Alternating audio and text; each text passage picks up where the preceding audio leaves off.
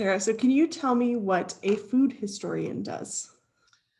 Oh gosh, so food historians are historians, right? So we do everything that regular historians do. We study primary sources, we read secondary sources, we put things in historical context, but generally the focus is primarily on food, right? So there are agricultural historians, there's military historians, there's food historians.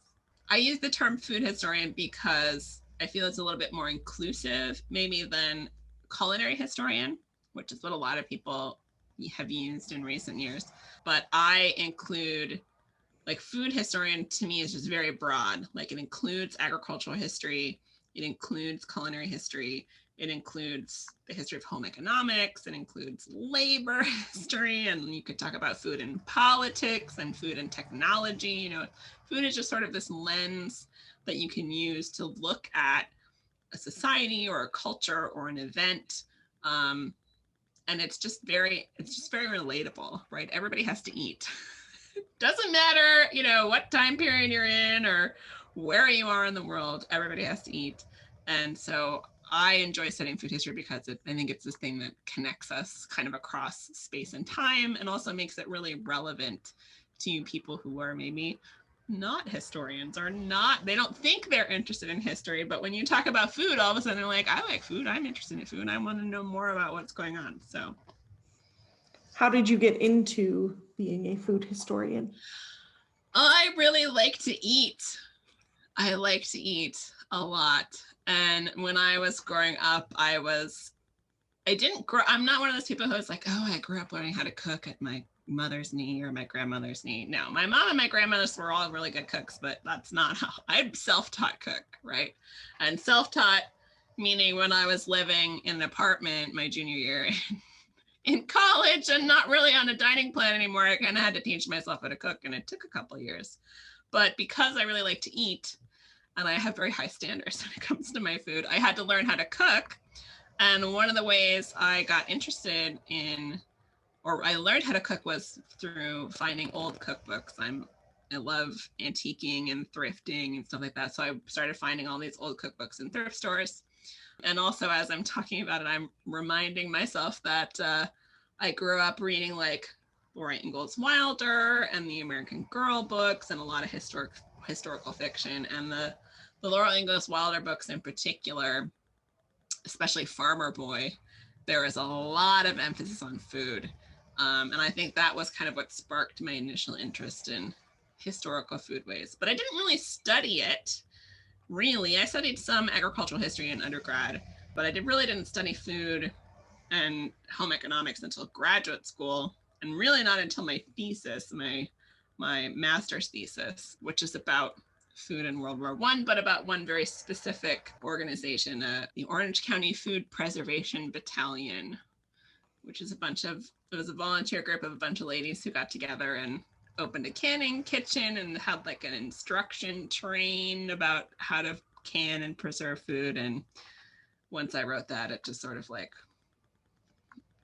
down the rabbit hole I went, and I still haven't come up for air yet. So still totally immersed in food history. So funny how a primary source can do that to you. For the Victory Gardens, which we talked about tonight, you talked about how Victory Gardens really started in World War I and then just kind of had a resurgence in World War II. Can you talk more on that?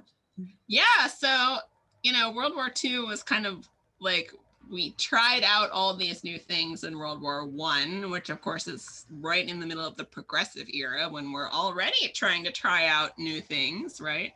Trying to solve these big societal problems. And I feel like World War II is, ironically, all the lessons we learned during World War I. So the stuff that was really successful in terms of both impact and the propaganda morale aspects of it with the war gardens from World War I really get recycled and revived during World War II. And one of the books I listed, I think it's Cultivating Victory, The Women's Land Army and the Victory Garden Movement by Cynthia Gowdy Wygant. She found a photo in there, and it's a mother in her World War I Land Army uniform standing next to her daughter in her World War II era land army uniform. So the Women's Land Army was actually founded by suffragists in New York largely, but it spreads across the country. Basically, to replace male agricultural labor with young, largely white, college-educated women, to kind of prove that women could make a substantial contribution to the war effort and basically do as good a job as any man. And so it's a voluntary program in World War I, and in World War II, it becomes a federal program.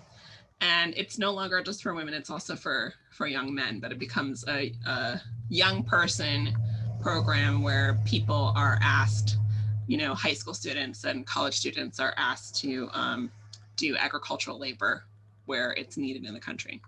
You talked about the creativity of where they put some of these victory gardens. Can you kind of expand on that? Yes. So it's like in both wars, it was kind of like any patch of arable land was transformed into the victory gardens. And I had a couple photos in my presentation. One was Rockefeller Center garden with corn growing in the flower planters very dramatically. And that's the kind of thing where, that's not really going to feed that many people. It's more of a propaganda thing. Like, you can grow fruits and vegetables anywhere, including in the middle of New York City. There were also a ton of schoolyards that became school victory gardens. People were plowing up their front yards, their backyards. Some companies were, using their lawns for their company headquarters as victory gardens. Vacant lot victory gardening was really popular in both world wars.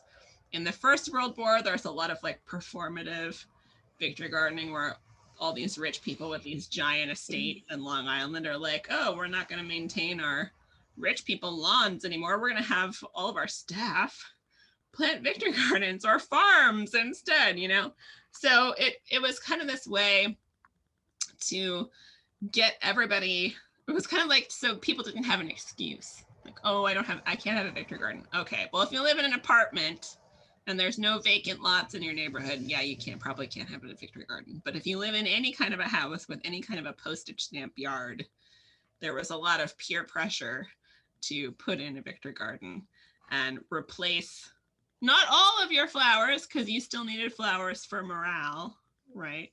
But maybe dig up your prized flower garden part of it and put in a victory garden instead. So, how persistent was the propaganda for this? In the First World War, I'm going to compare and contrast. So in the First World War, the propaganda, we were like inventing propaganda. And I use the term propaganda a lot. It did not have the same meaning in really both world wars that it does now, that you're tricking someone. It had more to do with convincing people to change their behavior based on imagery or slogans or films or whatever. So it's nowadays has a really negative connotation, but in World War I, they were going to call Herbert Hoover the food dictator. Dictator had a totally different usage at that period too. Now it's like, oh, a dictator is like an authoritarian leader. But at the time, it was just someone who was going to dictate what to do, right? It was more like a leadership position that did not have those negative connotations. So World War I, we kind of invent government propaganda, and it's a partnership with the fairly recently created advertising movement, right? All the ad men, we think of that as being like 1960s, but it starts in like the 1880s, 1890s. And by the time we get to the 19-teens, advertising is very well developed in the United States. And a lot of the artists who were advertising illustrators or newspaper illustrators were voluntarily, well, they volunteered to create all of these beautiful propaganda posters that persist today. I think the other reason why there are so many posters and art in World War I is because we didn't really have radio. So newspapers and posters and magazines were our primary means of communication. And by the time we get to World War II, there's a lot more emphasis on radio and film We do have some film in World War I, and you do have something called the 4-Minute Men, who were basically, clean, upstanding young men in their societies who would get these missives from the federal government about what to talk about. And then they would have to develop a speech that was no more than 4 minutes based on the material that they were sent. And they would give it before and after basically movies in people's communities. So by the time we get to World War II, we have the newsreel. So it's no longer individual interpretations, just talking. It's, highly produced newsreels, including Disney. Like there's fairly good evidence that Walt Disney Company, which had not been doing well after Snow White, which had been hugely expensive and did not do that well in theaters. World War II, the government contract to do propaganda films for World War II, like saved Disney from bankruptcy, essentially. So, and there's some great ones that are, even though they're Disney, they're paid for by the federal government, so they're in the public domain, so you can go watch them. They're not behind a paywall. You can watch them on YouTube. But yeah, I think it, you asked about how intense it was. I think it was pretty much everywhere. And in World War I in particular, it's so interesting how quickly it changes, because in World War I, Americans were pretty isolationist. We didn't want to get involved in the European war, right? And it's not until the Zimmerman telegram and the threat of invasion that we think, all right, we're going to go to war. And Woodrow Wilson, who won his re-election campaign on "He kept us out of the war," that was literally his campaign slogan, like a couple months later or a year later, it's like, guess what? We're going to go to war and fight for democracy, which is also the first time that excuse is used. And all of a sudden, there's intense peer pressure to conform and be super patriotic. There's a lot of instances of people being attacked for being anti-war. There's a lot of instances of people being accused of being slackers, which is where that term comes from, right? If you're a slacker, you're not contributing to the war effort. You're not patriotic. You need to be persecuted for not contributing and not being patriotic. There's also some rhetoric around using the term slacker, and it was like, don't let your jars be slackers. So your canning jars, you had to fill them. They can't just sit around empty on the shelves. That's slacking off. You got to fill them up, right? And in World War II, it's total war to an even larger extent than it is in World War I.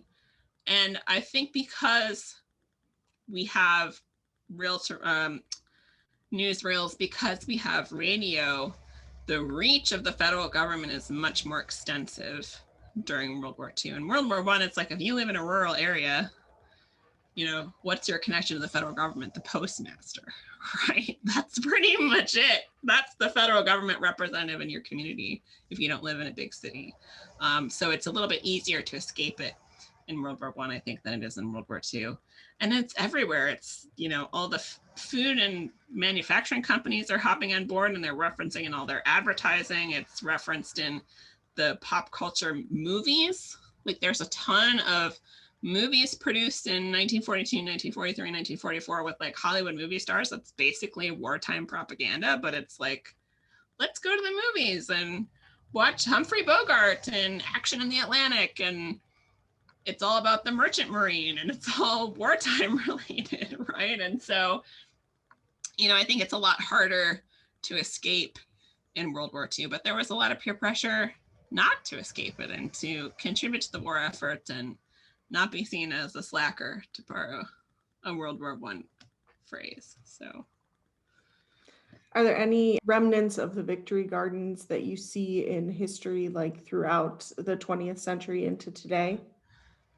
Well, I mean, certainly the term is probably the biggest thing that's continued, and the romance, rightly or wrongly, surrounding Victory Gardens.